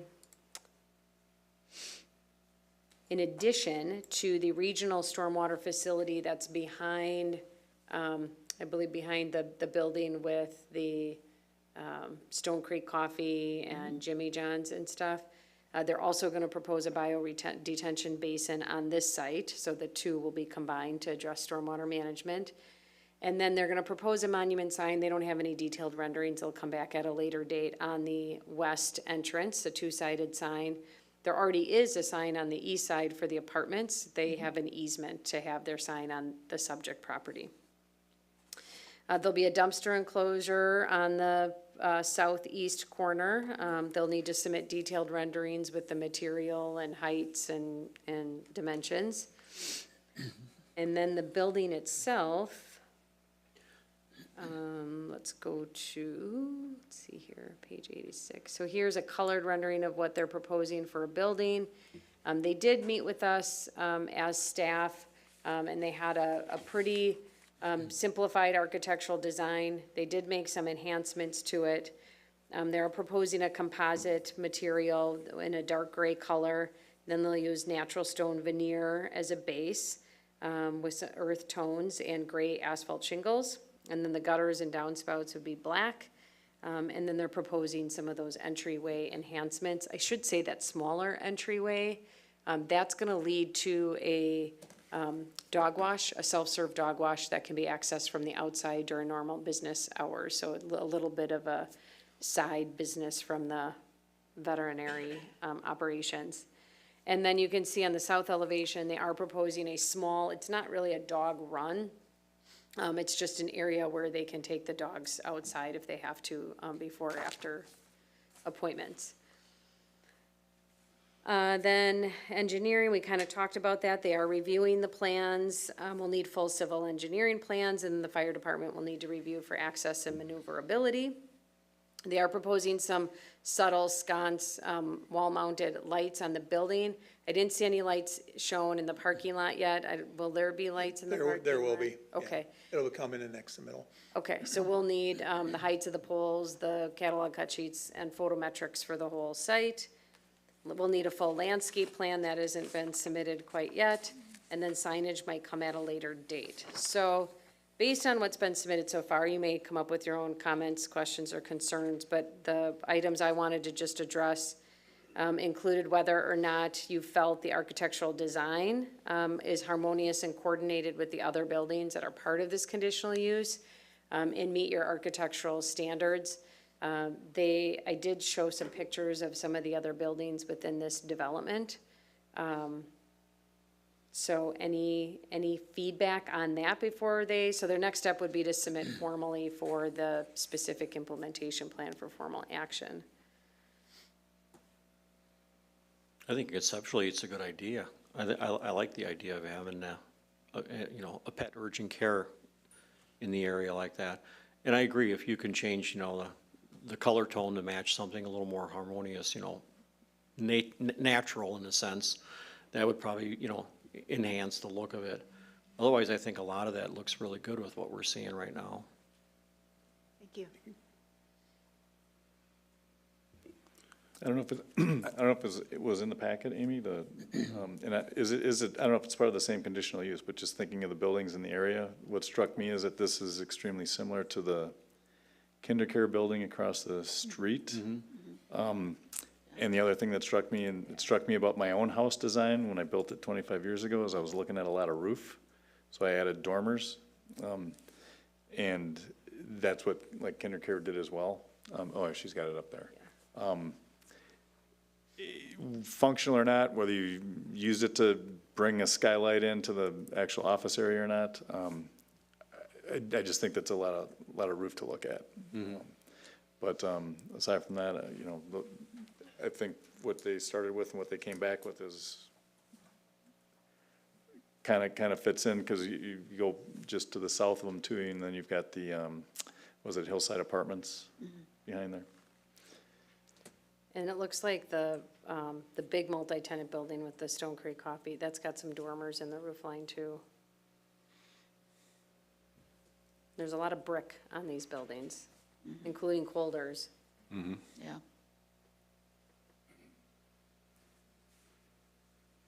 But yeah, I shared your thoughts too, Ed.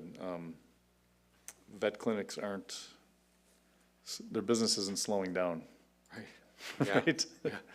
And there's a lot of complementary businesses in the area, with the new pet foods place, and there's a doggy daycare down the hill, and, it's Petco? Petco's still there, right? Yeah. All right, there you go. All your needs for pets, right there. That's right. Yeah, it fits the area really well. When I walked through my whole district one time, I was surprised how many dogs there are in Delafield and how many people own 3, 4 of them. I'm like, wow. You need a special license for 4, just for the record. Even if they're little tiny ones, I mean. It doesn't matter what size, okay. Any other thoughts on the design or the idea, traffic flow? Because this is the preliminary, this is time to give feedback for them to come back with. The only thing I would mention is that, as the mayor mentioned, we've got the Hillside Apartments right around the corner from you.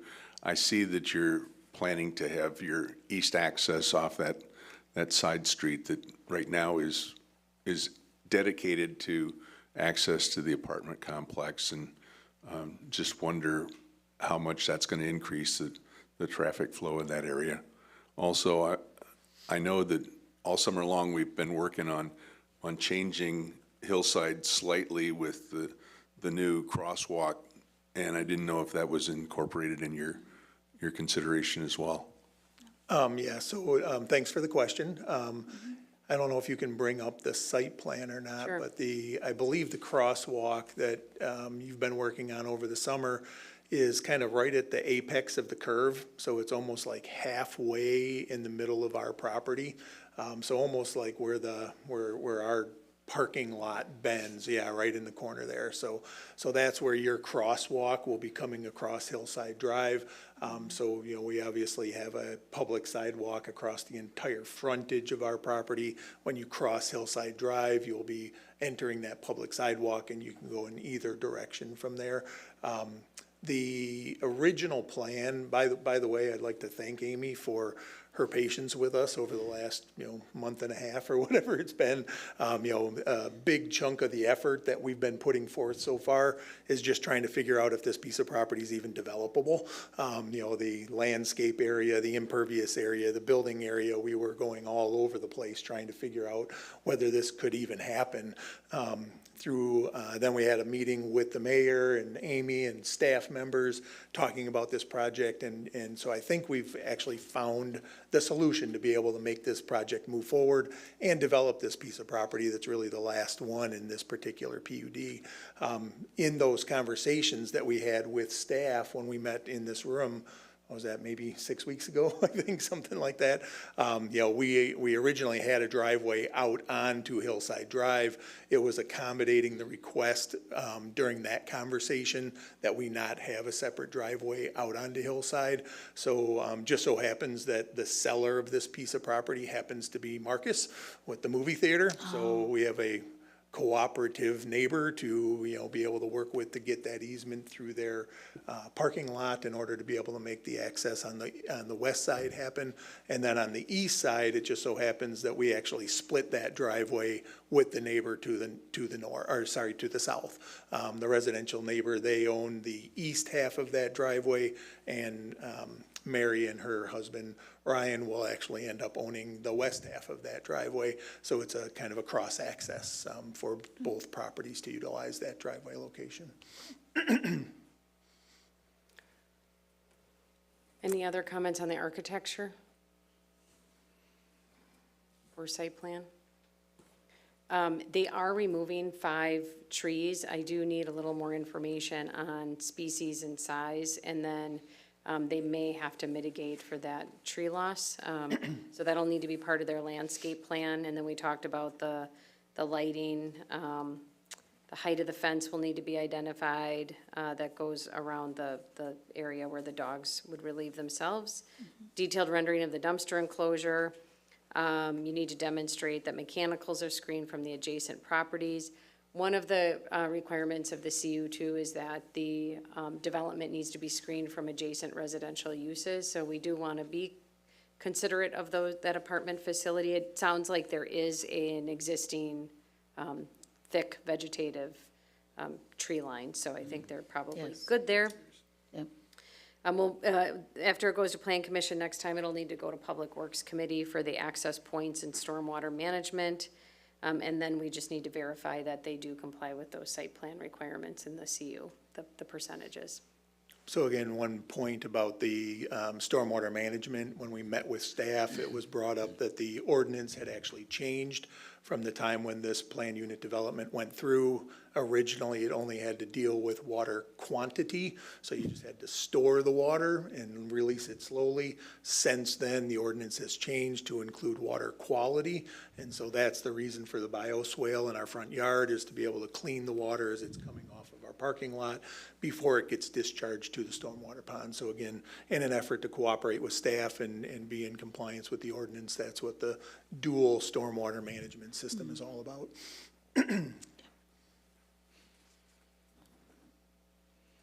Okay, any other feedback? Otherwise, there's no action required for this meeting. All right, Yeah, we'll see you in a month. good deal. Very good. Looking forward to it. Thank you. Good night. Cool. Okay, next item, 10C, DELC 0749052, 3007 Sylvester Drive. Owner and applicant Mark and Luann Van Clunen. Applicant requests feedback to schedule a public hearing for a special exception to build a new residence and attached garage that exceeds maximum floor area ratio, minimum open space, and is located within the front yard street setback. All right. Just give your name and address, and we'll turn it over to Amy for a second. Anthony Federspiel with Anthony Thomas Builders, 1208 State Road 83, Heartland, Wisconsin. All right, Amy, what do we have here? Okay, so this property is on Sylvester Drive. You can see the location on the screen. It's 9,261 square feet in size and located on the east side of Nagawicca Lake, just south of the intersection of Price Road and Sylvester. They're proposing to raise an existing residence and you can see there's an outbuilding in the right-of-way of the road. They're also going to be removing that. And they're proposing to construct a two-story residence that will be 3,361 square feet, and then there'll be two unenclosed porches that total 194 square feet, and a 637 square foot attached garage. The proposed residence does exceed the maximum floor area ratio and open space requirements, and then also they'd like to be closer to the road setback than what is necessary. And the reason why they're proposing to go closer to the road is that they would like to maintain the existing shore setback of their neighbors. So they only have to be 50 feet from the shore, and they're proposing to be 86.64 feet, which is, again, more in line with their neighbors. Because they have a little bit of a shorter property than, like, for example, the neighbor to the north, they're asking to go closer to the road. The right-of-way that is in front of their property, you can see that the physical road is shifted to the far east side. So for them visually, they feel like they are much further from the road than what the setback measurements indicate. And then as part of their approval and seeking the road setback exception, they're asking to remove the shed as their justification, and I'll get into that in a minute. So because the property is non-conforming to lot size, that's normally required to be 10,000 square feet, and they're under that requirement, instead of going to the Board of Appeals for a variance, they can come to Plan Commission for an exception, and so that's why they're able to come here. They can only ask for floor area and open space if they meet specific criteria, and they can only ask for road setback if they meet specific criteria. So the front setback, they're asking to be 10.5 feet from the right-of-way, whereas 25 feet is required. And then for floor area ratio, they're allowed 0.4, which would give them 3,704 square feet. And they're proposing 0.43, which gives them, they're asking 3,998 square feet. And then they're just slightly under the required 7,000 square feet of open space as well. They're 304 square feet over the requirement. So going back to floor area ratio, the property is zoned RL2, which is the most dense lot that's allowed in the city. The requirement in order to get the special exception is that they can't go over 4,000 square feet or a floor area ratio of 0.45, whichever is more restrictive. They are below both of those at 0.43 ratio and square footage of 3,998 square feet. And then it should also be noted that because of the soil conditions out here, they have pretty poor soils. They will not have a basement, and they have to put in special pilings, I believe, for the construction. And then for open space, because it's zoned RL2, they can't exceed what building footprint would be allowed on a conforming lot that has the smallest size available for a conforming lot. So they can't exceed 3,000 square feet on this particular piece of property, and they're proposing 2,565 square feet, so they're under that as well. And then when it comes to road setback, they really have to demonstrate that they are proposing the road setback for safety purposes. And so in the applicant's statement, they are stating that By being closer to the road rather than moving their house closer to the lake, they're reducing impervious surface with a lesser driveway. They're increasing the distance of the structure from the lake. They're enhancing the lake views for the neighboring properties. They're increasing boater safety operation. And on that, the applicants might need to explain the issue there, but I think it's a matter of the angle of the lake and boats coming by and the house being in the way closer to the water. And then it reduces the amount of trees that need to be removed and increases the traffic safety because of that accessory structure being removed from the right-of-way, which also allows the city to have more area to deposit snow and potentially enhance channeling of stormwater and drainage or allow that opportunity to occur. And then I don't have an image of it on my screen here, but the applicant is also stating that as you go further south, the right-of-way of Sylvester Drive also gets much narrower, and so they have more space. On that note, the city is working on an established right-of-way map to make it more consistent. So regardless of it being platted, they would be regulated the same. So as a special exception, they do need a public hearing. And so what we're doing tonight really is giving the applicant some feedback and then scheduling the public hearing for the November Plan Commission meeting.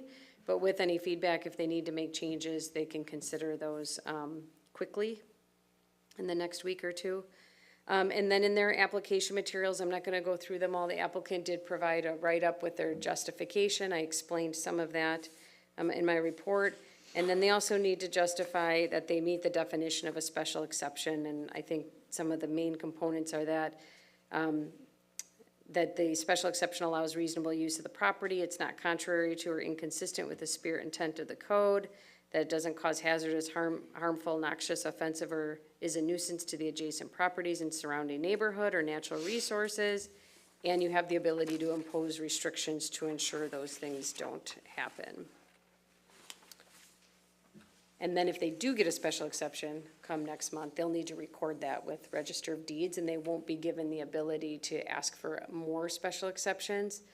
So one thing that, you know, I was thinking of when they were making this proposal is they're saying that they want to go close. So they could put the exact same footprint that they're proposing on the lot and meet the road setback, but be closer to the shore. How do we ensure they're not going to come back and ask for an addition in the future and just make it that much bigger? So that would be one of the things that you could put in the deed restriction, is that they can't go closer to the lake at this point.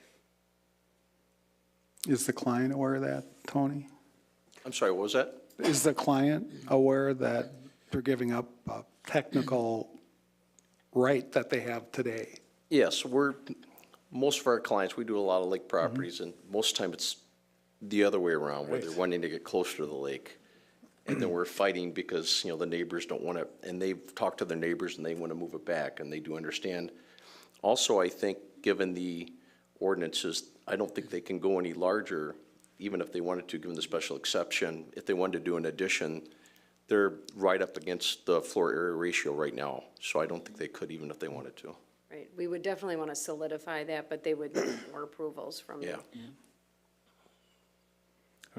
I'll just comment, just from being on council as long as I was and being as mayor as short as I have been, some of the most contentious things I've had to deal with is when, what you just mentioned is somebody saying, okay, put me right on the lake, because if I don't get there first, my neighbor's gonna beat me to it, and then I'm gonna be the one that's in the shade.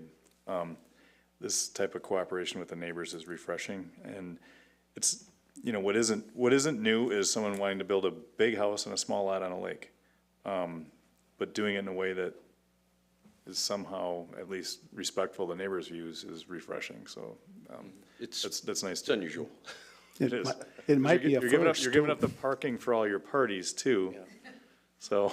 There's still quite a bit, but yeah, we went through the parking, I you know, give up 2 more spots, which can be big, so. But it is usually the other way, and it's usually, well, there's nothing we can do, and then when we bring up the idea of like, well, maybe we should do something to like restrict people's ability to do that, then this room's full again. Yeah. And so this actually is somewhere in between the idea that it's nice to have little cottages with lots of trees in the lake, and it's also nice to respect your neighbors, but it's nice. I'm just enthused that this is respectful of the neighbors the way it is. And just as a side note, the driveway that comes in, we will want that to be no wider than 24 feet in the right-of-way, which I think can be accomplished. Yep, that's easy, that's not a problem. And then the architectural plan, site plan are all included in the packet. Is there any other questions about the special exceptions or the, you know, why they're asking for them or what's in Amy's letter? We'll have time between now and the public hearing, but otherwise we just need to have a motion to schedule the public hearing for, assuming next month. I'll make a motion to schedule a public hearing at the next plan commission, which would be November 19th, 2025. Second. Any more discussion? All right, all those in favor say aye. Aye. Aye. Opposed, say nay. All right, motion carries. We'll see you in a month. Thank you very much. All right. Item 10D, DLC 0798 066006 and 66012, 805 Wall Street. Units 1 through 6 in common elements. Owner 805 Wall Street LLC. Applicant Tyler Foster. Ware Design Build. Requesting feedback and to schedule a public hearing to amend the conditions of the conditional use site plan appearance approval for the condominium to acknowledge the removal of beech tree that was required to be protected and add conditions to mitigate the loss of a beech tree. All right. Okay. Thanks, gentlemen. Oh, you want to give your names and addresses quick? Dan Eckerman with Ware Design Build, 17500 West Liberty Lane, New Berlin. Tyler Foster, same address. Okay, so everyone except Leslie might not be familiar with this project. But a conditional use was recently issued for a 6-unit condominium that went through Plan Commission, several meetings, and then got final approval from Common Council. As part of that conditional use, the landscape plan came back and forth a few times. There was quite a bit of discussion about the landscape plan and a desire to protect a beech tree at the corner, the southwest corner of the site. So as was one of the conditions of the conditional use, it said that an arborist shall determine the likelihood of the beech tree surviving and any recommendations of the arborist shall be complied with. They did have an arborist report prepared. Common Council considered that. They did require the beech tree preservation based on the report, which suggested that it could be protected. And as part of the excavation and beginning construction of the site, the beech tree was taken down.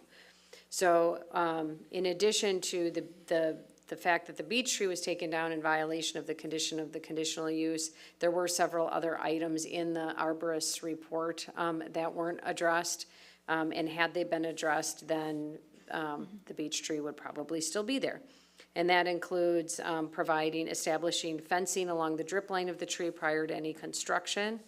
And then also putting tree preservation warning signage, mounting on the tree protection fencing to alert any construction crews that they have to protect the tree. And then reducing the crown of the tree prior to construction to provide the clearance for construction vehicles so that they don't have to take the tree down. And then also that the arborist actually be on site to help with those protection measures. So none of those items were done. The tree's been removed.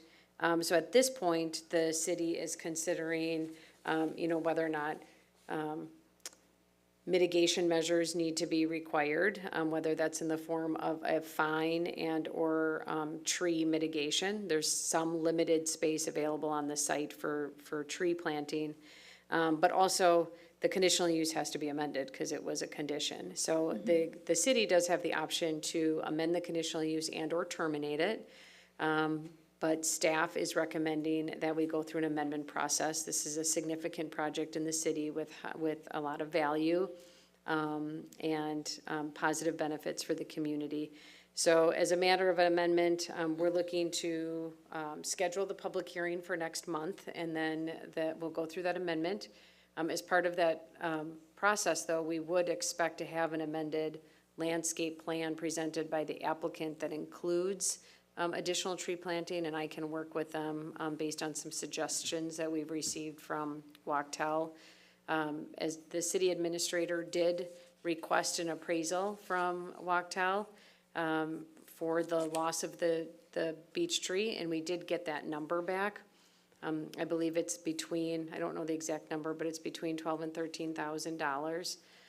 So as a recommendation of amending the conditional use, there's likely going to be a request to pay the value of the tree and then potential other requirements.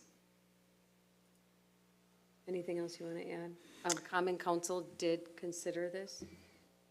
It was mentioned at Common Council? Yeah, it was, that was the first step, just procedurally because of the conditional use not being able to be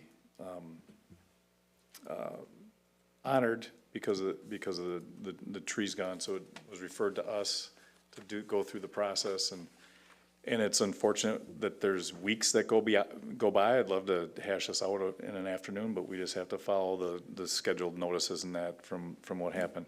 So, sure, no one intended for this to happen, through whatever reason, and we're here. But, we really just need to schedule the public hearing and come to terms as far as how to get past this and move forward. Was it discussed much at the Common Council? Or just noted and brought back down? Yeah, I mean, it's sort of, right? I mean, you're looking at a broken vase on the floor and how to fix it. Yeah. So who's to blame and, how to go forward and, improper oversight or whatever. Whatever cause it caused. I guess my question directly Not a lot was there a good tongue lashing at the Common Council meeting? Well, if that's an appropriate term, I think, to just 'Cause I mean, it's just, acknowledge when it. you have this big of an issue, I know in my business world, when you call something out like this and it's just missed this bad, it's a big deal. Like, this speaks to quality of follow through and execution and what else is coming up next, So if you guys already covered that at the Common Council, no sense beating it up again, but. And how do we prevent this from happening again? Well, there's only one beech tree. There's- That there's- was a flippant response, but I mean, you know what I mean. Yeah, but if you guys talked about it there. But there's other conditions that we need to understand that,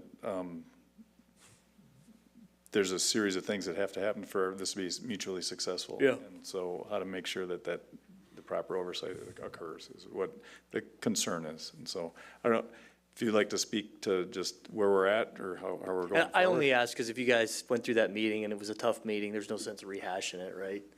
But. It wasn't pleasant. Good. Dan, I gave Tyler about a 2 to 3 minute righteous indignation speech. All right. He had to sit through that. Which just means, guys, you gotta be like on this like crazy from now until the very end, because if there's anything, like if anything comes up, everybody and their brother's gonna be on top of you for this. Okay. It wasn't done on purpose. That's all I had. So if we're looking for scheduling a public hearing, then I'll make a motion to schedule a public hearing for the next Plan Commission, November 19th. Second. Any more discussion or questions? Okay, all in favor, say aye. Aye. Opposed, say nay, or abstentions? Okay, I'll abstain. okay. We'll All right. Thank you. see Thank you. See you in a few weeks. Thanks, guys.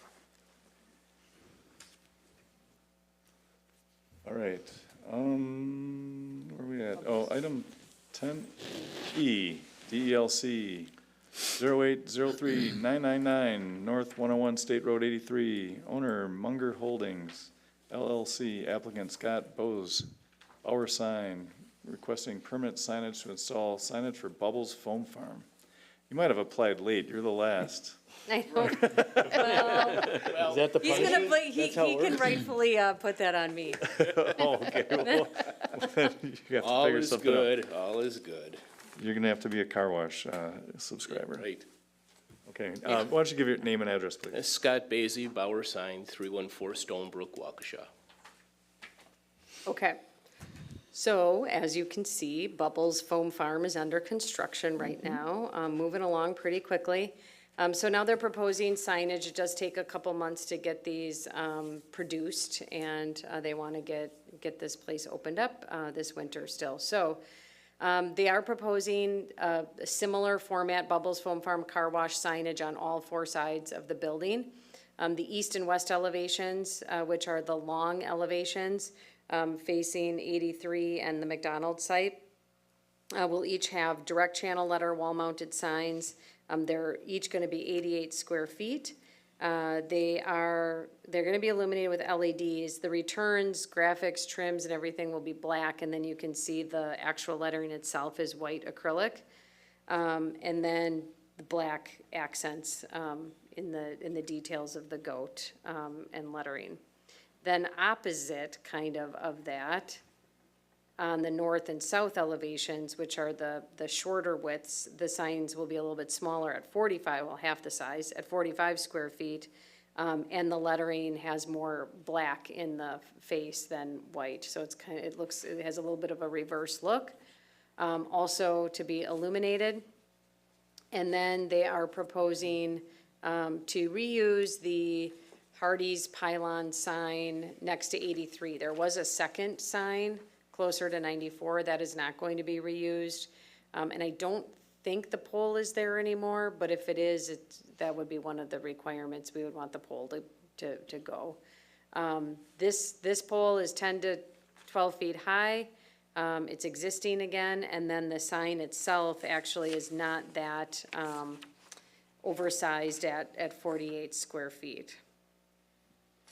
Also illuminated, that open sign that you see on the bottom, they are not proposing that open sign. And then they will have, Chris, the applicant, submitted some preliminary renderings with several rectangular signs that will be affixed to the building with direction as you go into the car wash, and then as you, I think along the length with all of the vacuums and stuff. But they didn't submit the details of that, so they'd have to come back for additional approvals. But the facade, the sizes are acceptable based on some pretty significant building facade frontage and road frontage, actually. So I forgot to mention, the pylon sign is close to the right-of-way of 83, so that does require a road waiver from you. And that needs to be recorded with Register of Deeds. So any approvals, I have on here to approve the signage as proposed, including the waiver, and that the waiver has to be recorded with Register of Deeds, and then the standard requirements regarding illumination. And if the secondary pole sign still remains on site, it shall be removed prior to the installation of any signage. Is this going to be in the same spot that the old sign was on? Yeah, next to the they're driveway? using the same pylon. Okay, I'm assuming repainting it if it's the It will be pole. repainted, yeah.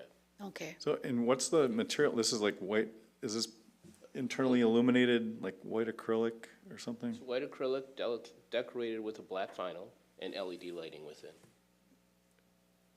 The exterior is aluminum, hand bent.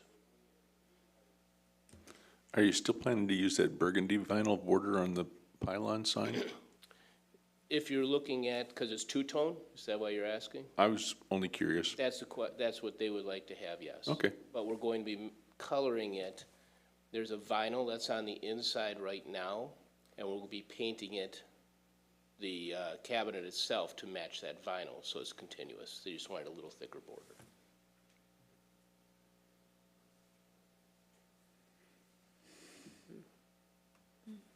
So when you say that, okay, let me get this straight. So what's going on top of the pole with the Hardy sign is when it's illuminated, it's white in the back. It's going to look white with black. The bubbles is going to be black or blue? As you see it here, it's actually a bluish color. Okay. And how are these lights? What kind of lights are they? Are they like, these aren't fluorescent lights anymore, are they? No, they're not tubes. They're LED strips. So they'd be vertical or horizontal strips with the LED lighting within. The cabinet's built to be double-sided. Okay. So obviously we take into consideration the distance of the face of the acrylic with that of the LEDs themselves, so it's not dots and. Could you talk closer to a microphone? I'm sorry, so there's not any dots or anything like that that you Okay, see. okay, Nothing that's that kind of would what be I'm worried about. unappealing. You want a solid backlit? Yeah. Okay. It'll look- Can they be dimmed if it ends up being too bright? Are they dimmable? The electrician could work with us on that. and make it doable if necessary, but if you look at any other signs that are out there, it'll be just similar to those. So the ordinance is that it can't result in internal, external illumination of more than 40-foot candles when measured with a standard light meter only 10 inches from the sign. And we'll make sure that happens.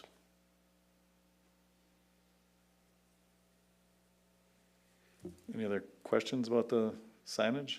What about, trying to think of the other illuminated signs? I mean, that, the only place where they are is in this intersection area. Are they on all night or turned off at? They would not have it on all night. That's not healthy for LEDs, and I recommend they're on a timer. When's it, do you know what the timer is gonna be set at for these? It would be changed, obviously, due to where we live, right? So they don't necessarily need to have it on at 8 o'clock in the morning, I know, okay. but it'll be on at 5 How, o'clock. but how late will it be on at night? Are you saying that it'd be on overnight? Well, that's up to the owners as to how late they want to have it. I would guess that it would be on through operating hours and shortly thereafter. It would not be on overnight. I'd assume, I'm making assumptions, but if you have a request that it's off by a particular time, I'm sure that they'll follow that. Yeah, so we're looking for approval tonight, right? I mean, I think that, do we have the operating hours, or you wanna say it's an hour after, within an hour after operating hours are done? Just, cause we really don't need a light there at 3 AM, and if they're open till 11, being off at midnight seems reasonable. I mean, it's just a suggestion. Yeah. Yeah, 1 hour after? cut the light pollution. I mean, it is by the expressway, and there's lots of lights there, but it's Yeah, just there's another. And they do actually need to come for their business plan of operation still. I wouldn't be surprised if they come back with those rectangular signs in the business plan of operation shortly here.